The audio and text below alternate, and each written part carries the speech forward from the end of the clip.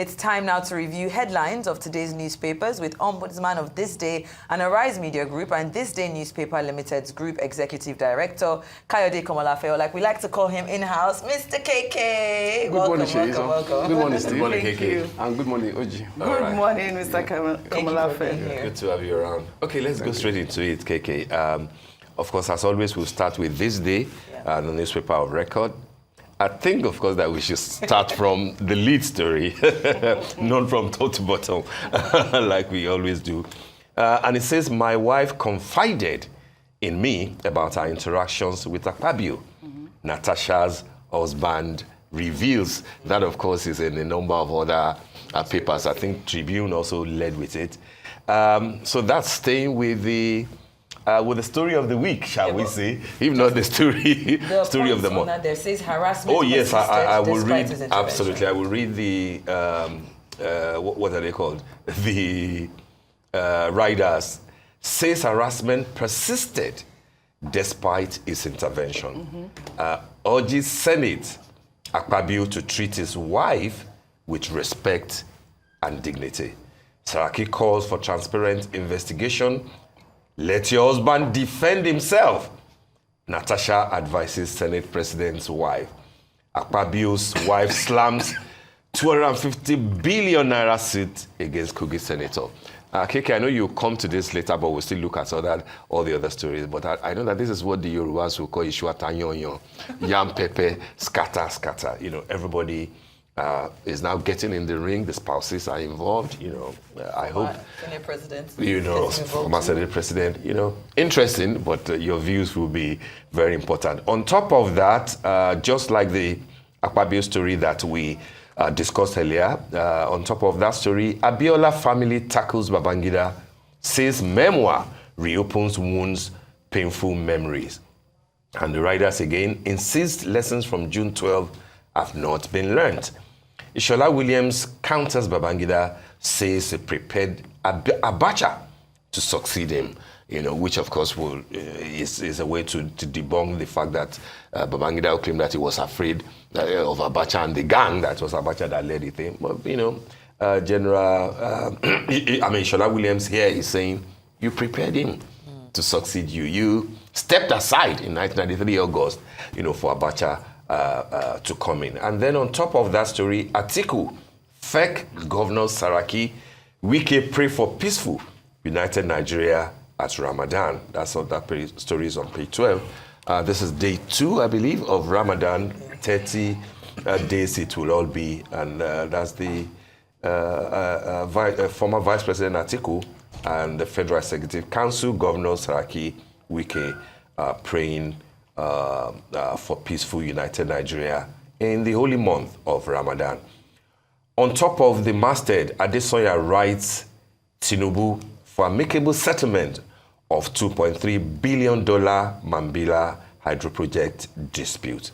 And of course, the window story is also on the oil sector. After $5 billion Bonga North FID, federal government eyes $2 billion new investment in oil sector by end of Q1 of 2025. Those are the stories, KK. Natasha's husband has spoken. Akpabio's wife has sued. Everybody's in the ring. It's a battle royale, isn't it? KK. Thank you, Steve. Yeah. You're welcome, sir. I think before all that, it would be in order to say Ramadan Kareem. Ramadan Kareem. To all our Muslim viewers, you know, as they fast. Yeah. Well, you permit me to exercise my prerogative as the reviewer. Absolutely. To start with what I regard as very important stories. You know, the window, both the window story and the strip behind it, the economic stories. You know, and to try to draw a link between the two. The window story is celebrating the fact that Nigeria is eyeing, making a drive for investments, you know, in the oil and gas sectors of $2 billion. The strip stories too is also an economic story, you know, although with some legal flavor. And that story is about a case that is in arbitration in Paris. you know. And what is involved there too is over $2 billion. That is that, God forbid, if Nigeria loses that case, you know, that means that we will be liable, you know, to pay. What is involved, you know, is the value, you know, of what is in dispute there. It's a contract which is valued at over $2 billion, you know. Now, the story, the strip story, why I say that is very important, yes, is that more than 22 years ago, you know, about 22 years ago, a company, Sunrise Power and Transmission Company Limited, you know, is alleging that there was a contract between that company and the Nigerian government to build the Mambila hydropower, you know, project, you know, which was, if it had been executed, now we'll be having about 3,050 megawatts of electricity, which will serve about 50 million people in northern Nigeria. Now, the company claimed that a contract was signed with the Obasanjo government. Later, the Obasanjo government claimed that there was no, there was no approval, that the contract was not signed. Now, Otumba Leno Adesoya now has taken the case to arbitration in Paris. The matter is still on there. Two former presidents, Olusegun Obasanjo and Muhammad Buhari, have been to Paris to testify, yes, you know, on a very patriotic note, you know, on behalf of Nigeria. You know, former attorneys general have also been to Paris, you know, prosecuting the case. But the news from, what is new about it now is that Otumba Adesoya has now, has reportedly, you know, written a letter to President Tinubu, you know, asking for an amicable settlement, you know, of the matter, and that the president of the International Chambers of Commerce Court, you know, which is handling the arbitration in Paris, is also favorably disposed, you know, to settlement, you know.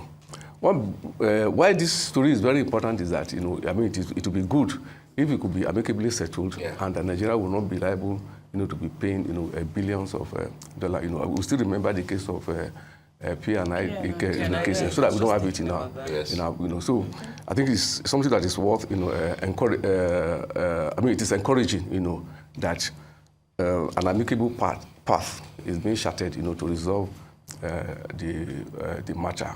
Okay. Then on the Abiola, on the Babangida book, you know, the response from the Abiola family, you know, which was given by the first son, you know, of Basharu Moshood Abiola, you know, who, I say the father, the son of Basharu, the first son of Basharu Moshood Abiola, Mr. Kola Abiola, you know.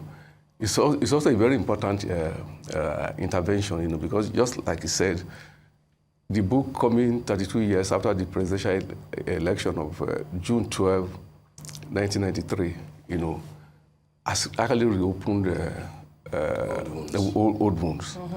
But again, that brings, one, again, is to emphasize the fact that what is happening is expected. Mm. In fact, it will be strange if Babangida writes a book and it does not generate a controversy, you know. So I think, you know, that is what we should say. That there is nothing, you know, surprising, you know, about the controversy, you know. But perhaps this now should engender, you know, further books to be written, so that we have as many versions of the story as possible, so that future historians will have sufficient raw materials, you know, on which there could be a rigorous, you know, interrogation, or that conjunction in our history, you know, so that, there will be a proper deconstruction, you know, of what actually happened, but in a more rigorous, non-partisan, you know, form, you know. And so, whatever you may say, one Mambila is entitled to tell his own side of the story. And his own side of the story that he has done is very significant, you know, because, I mean, it's a version that if you don't have it, then you cannot say that you're having the complete story, you know. So I think, you know, that the way a more constructive view of it should be that, you know, if there are already, like it's been acknowledged, you know, there have also been other versions, you know. For instance, the book of Professor Humphrey Nwosu, who was the chairman of the National Electoral Commission that conducted the election, is a very important one that people should also read, you know, along with this. Just as the account of Professor Omo Omori, you know, who was heading an agency that was very crucial, you know, to the Babangida transition program, and so our other books, you know. So the thing is, instead of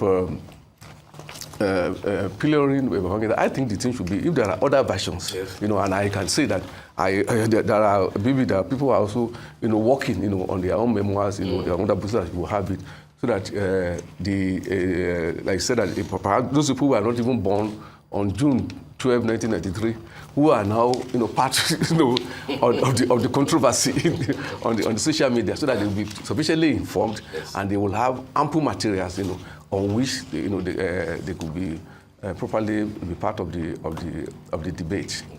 Now, I'm not avoiding this, you know, there's this old journalistic saw. You know, I still will know better that, you know, they say sex sells, you know, for journalism. So for news people, you know. But I think on a more serious note, I think the counsel by the former Senate President, Bukola Saraki, you know, is one that should be noted. And that is that in all this, you have to look at the integrity and the image of the institution, you know, because the Senate is a very, you know, important institution, just, you know, as the upper arm of the National Assembly, you know, in all this, that while the rights of individuals, you know, should be protected, but also we must also look at the institutional, the institutional implication. Secondly, I'll endorse the view of Senator Ireti Kingibe that in all this, that what we should be talking about is the kind of debate we should be having from National Assembly on issues. From the interview that she granted. Yes, you know, and that is why I deplore, you know, young people, you know, on the social media and the rest, you know, who are insulting. Excuse me. Yes,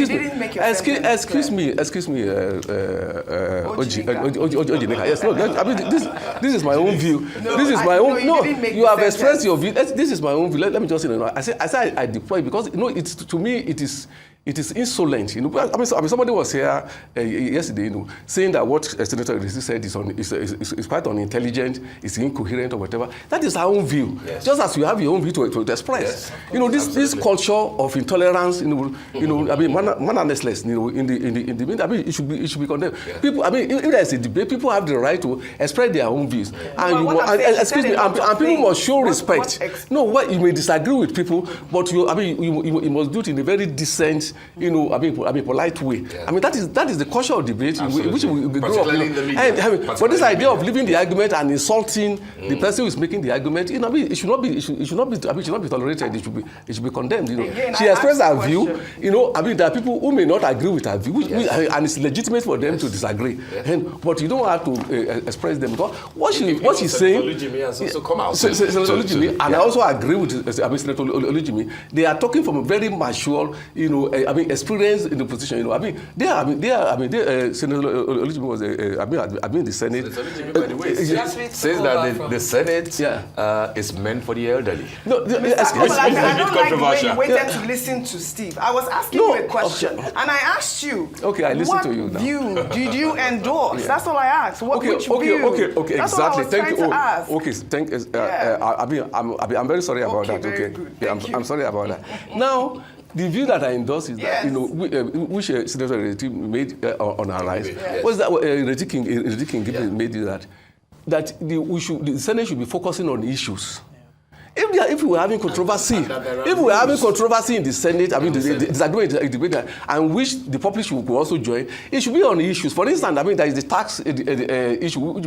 So if people are talking, certain senators are taking this position on the tax bill, and some other senators have different views, and me and you are saying that we support this function. And I mean, it's more productive. So he's saying that the focus of the Senate should be on issues, and on that point, our position for me is unassailable. All right. Are you saying marginalization of women is not an issue to be discussed in the Senate, given that there are only 4 women senators in the Senate? Is that what you're saying? I have not. I'm just asking. I've not.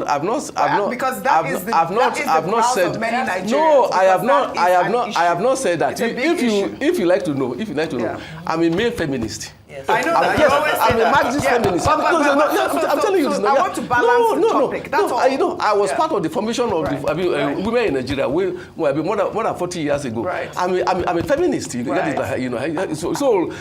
I will never support any form of oppression, or harassment of women. But I'm saying that we must draw a point, whereby the attention of a very important institution is being diverted. And like Senator, excuse me, and like Senator Saraki said, the Senate, as an institution, has the capacity to deal with this issue. The one that cannot be dealt with, like Libero said, is go to court. I mean, and if the matter is in court, let the court settle it. Okay. So that is the point. So I'm saying that if anybody is aggrieved from either side, if you feel it's not a matter that can be settled at the Senate, it should go to court, and already suits have been filed.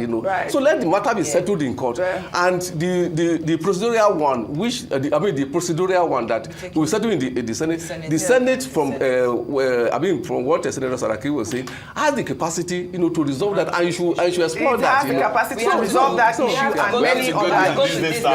Wait, I will take this day style, but I want to make my point, and my point is, I am quite disappointed at the fact that you don't think the issue of marginalization should not be addressed the way it should be addressed. Whether or not we are speaking... Wait, can I finish? No. I didn't say my opinion. No, you can't be disappointed in what has not been suggested. Not him. I'm disappointed at the fact that issues of marginalization should be discussed in public opinion and in the Senate. That is my point. Both, yes. Quite disappointed. All right. It's a balance between... This is the balance of my conversation.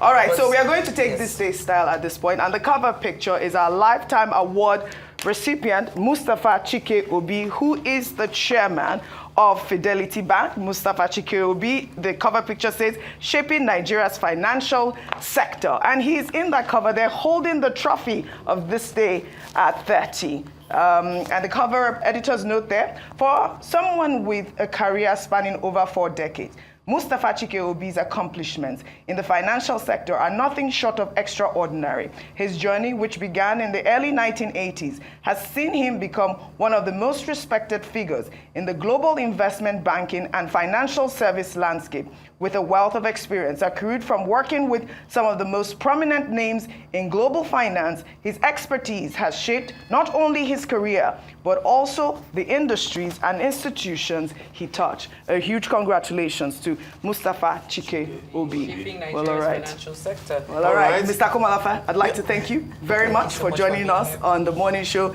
This was quite engaging. I hope to see you next Sunday. Thank you very much. Thank you. Absolutely. Thanks for your insight into the peculiar mess, because that's how Punch, kicked the story on the Akpabio Natasha thing. It's a peculiar mess, but thanks for bringing in maturity into the audience. It's good to be here.